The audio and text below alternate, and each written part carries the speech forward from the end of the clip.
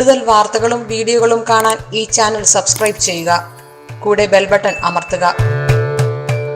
നമസ്കാരം. എത്ര കർമ്മം ചെയ്താലും ഏത് കർമ്മം ചെയ്താലും ജീവിതത്തിലെ ദുരനുഭവങ്ങൾ മാറുന്നില്ല. നിരന്തരം ദുഃഖങ്ങൾ. എന്താണ് അതിനൊരു പരിഹാരം? എന്തുകൊണ്ടാണ് ഇങ്ങനെ? ചിലർ പ്രശ്നം വെച്ച് നോക്കി പ്രശ്നത്തിൽ പരിഹാരം കാണും, ആ പരിഹാരം അനുസരിച്ച കർമ്മങ്ങൾ ചെയ്യും. എന്നിട്ടും മാറാതെ വരുമ്പോൾ അടുത്ത ജ്യോത്സ്യരെ സമീപിക്കും. ഇങ്ങനെ സമീപിച്ചൊരു 5-6 പ്രാവശ്യം കുറേ പണമൊക്കെ മുടക്കി കഴിയുമ്പോൾ അടുത്ത ജാതകത്തെ നോക്കാൻ പറയും. ജാതകം നോക്കി കഴിയുമ്പോഴും ചിലപ്പോൾ ഗ്രഹനിലകളൊക്കെ കുഴപ്പമില്ല, ജാതകത്തിന് വലിയ പ്രശ്നമൊന്നും കാണുന്നില്ല. പക്ഷെ എന്തൊക്കെയാണെങ്കിലും പൊതുവെ ആ ദുരിതങ്ങൾ, ജീവിതത്തിൽ നിരന്തരമായിട്ടുള്ള ആപത്തുകൾ, തടസ്സങ്ങൾ ഇതൊന്നും മാറുന്നില്ല. എന്താണ് ഇങ്ങനെ? ഒരു പിടിയും കിട്ടാതെ ഇങ്ങനെ പകച്ചു നിൽക്കും.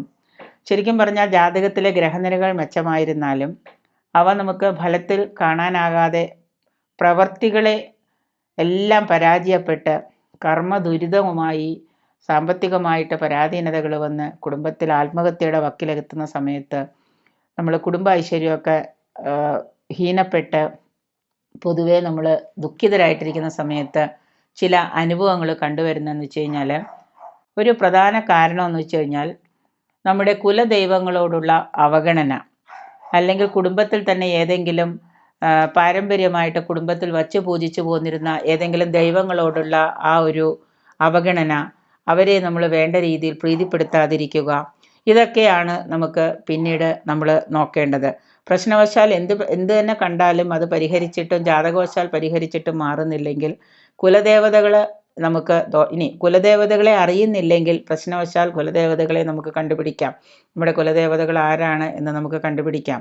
അപ്പോൾ പാരമ്പര്യമായിട്ട് ചിലപ്പോൾ കുടുംബത്തിൽ നമ്മുടെ പുരാതനമായിട്ടുള്ള നമ്മുടെ പൂർവികർ വച്ച് പൂജിച്ചിരുന്ന കുലദൈവങ്ങളെ നമ്മൾ അന്യാധീനപ്പെട്ട് അവരെ അവഹേളിക്കുകയോ അവഗണിക്കുകയോ ചെയ്യുന്ന തലമുറ.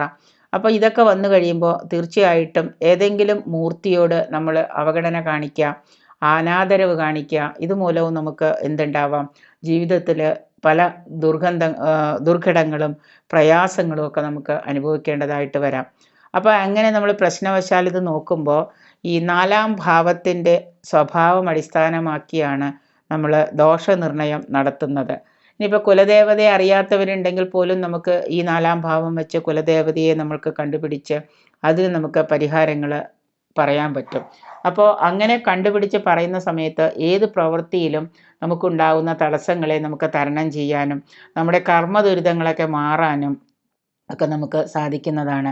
ഈ കുലദേവതയെ കണ്ടുപിടിച്ച് അതിന് പരിഹാരം ചെയ്യുന്നത് മൂലം, അല്ലെങ്കിൽ കുലദേവതാ പൂജ നടത്തി അവയെ പരിഹരിക്കുന്നത് മൂലം നമ്മുടെ കുടുംബത്തിൽ തന്നെ അന്യാധീനപ്പെട്ട് കിടക്കുന്ന ക്ഷേത്രങ്ങളോ മറ്റോ കാവുകളോ ഒക്കെ ഉണ്ടെങ്കിൽ അതിനെ ഊർജിതപ്പെടുത്തി, ഒരു വ്യക്തിയെ കൊണ്ട് ചിലപ്പോൾ സാധിച്ചു എന്ന് വരില്ല. കാരണം നമുക്കിപ്പോൾ ഒരു കുടുംബത്തിൽ തലമുറകളായിട്ട് പല ആളുകളുണ്ടാവും, പല തലമുറയിൽ പിരിഞ്ഞു പോയിട്ടുള്ളവരുണ്ടാവാം.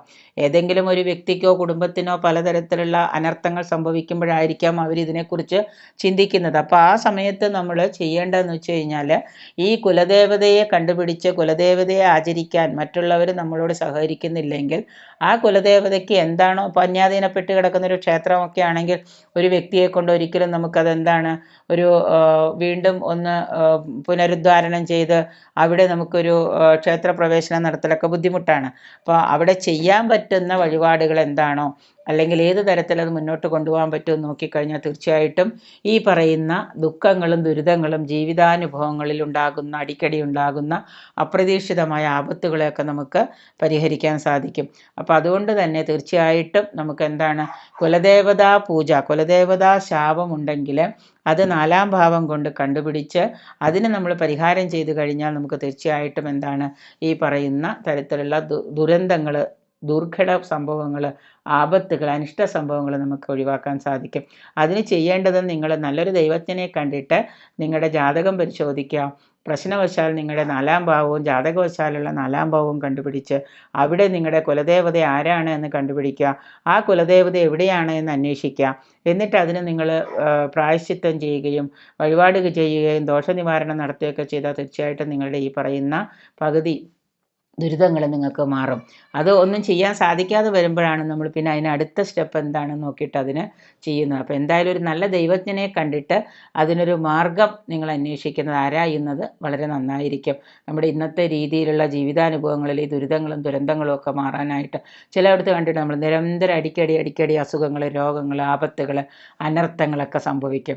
അപ്പോൾ നമ്മൾ പിടികിട്ടാതെ ഇങ്ങനെ നിൽക്കുന്ന സമയത്ത് നമുക്ക് ഒന്ന് പരിശോധിച്ച് നോക്കാം, നമ്മുടെ കുലദേവതാ പ്രീതി വരുത്തി കഴിഞ്ഞാൽ നമുക്ക് ശരിയാവോ, കുലദേവതാ പൂജ നടത്തിയാൽ ശരിയാവോ, കുലദേവത ഇല്ലെങ്കിൽ, ഇനി കുലദേവത അറിയില്ലെങ്കിൽ നമുക്ക് എന്താണ് അടുത്ത സ്റ്റെപ്പ് എന്നുള്ളത് നമുക്ക് കണ്ടുപിടിച്ച് ഒരു ദൈവത്തിനോട് ചോദിച്ച് അതിന് നല്ലൊരു ആചാര്യനിൽ നമുക്ക് അതിനുള്ളൊരു അഭിപ്രായം കണ്ടുപിടിക്കുന്നത് നന്നായിരിക്കും.